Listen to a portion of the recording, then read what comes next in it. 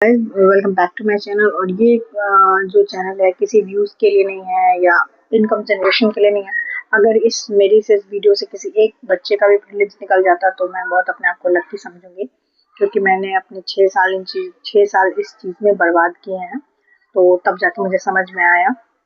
तो जो कल से स्टूडेंट होते हैं ना, वो थोड़े थोड़े के लिए ही आगे बढ़ पाते हैं, और जो एवरेज बिलो या एवरेज स्टूडेंट होता है थोड़े के लिए उनका रह जाता है। तो सबसे पहली बात ना, हमें पीवाईक्यू को बहुत अच्छे से थरली 10 सालों के पीवाईक्यू को करना है।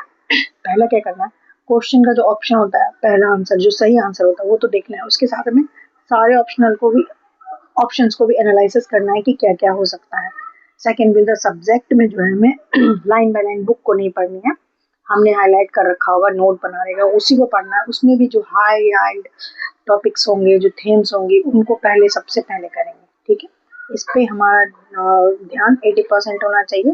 उसके बाद और उसके बाद जो सी सेट है उसको तो बिल्कुल ही इग्नोर नहीं करना। सी सेट को तो करना ही है, इसको किए बिना नहीं होने वाला है। क्वालिफाई नहीं करेंगे तो ये नहीं कि पूरा टाइम आप स्टैटिक को ही दे रहे, सी सेट को भी टाइम देना है।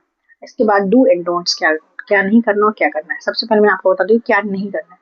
कोई न्यू सोर्स, कोई न्यू बुक, कोई न्यू पीडीएफ। अभी ना बरसाती मेढक आ जाएंगे मार्केट में कि 40 पेज का पीडीएफ, इसमें से 6 क्वेश्चन आए थे, 100 पेज का पीडीएफ है, इसमें से 20 क्वेश्चन आए थे। ऐसा कुछ नहीं है। आपने सिलेबस पढ़ा है, अपने हार्डवर्क पे ट्रस्ट करो, और जो आपने पढ़ा है उसी को बस बार बार रिवाइज करो, जितनी बार आप कर सकते हो।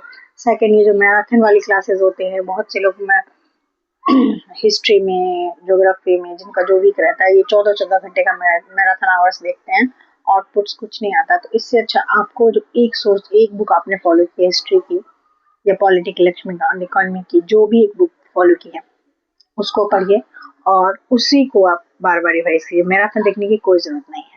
और ऐसे ना आप बिना मतलब रैंडम टॉपिक, एक दिन एक क्वेश्चन देख लिया और उसी तरह उस टॉपिक को उठा के पढ़ने लगे, उसमें 2 घंटे लगा दिए। फिर कोई एक और टॉपिक देखा, उसे 3 घंटे पढ़े। अब ना 5 घंटे मेरे बर्बाद हो चुके हैं।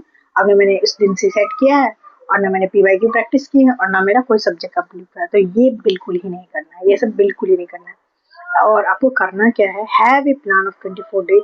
आपका ना एक प्लान होना चाहिए कि आप 24 दिनों में कितने दिन आप कितने रिवीजन करोगे। सबसे पहले तो 2 या 3 रिवीजन होने चाहिए।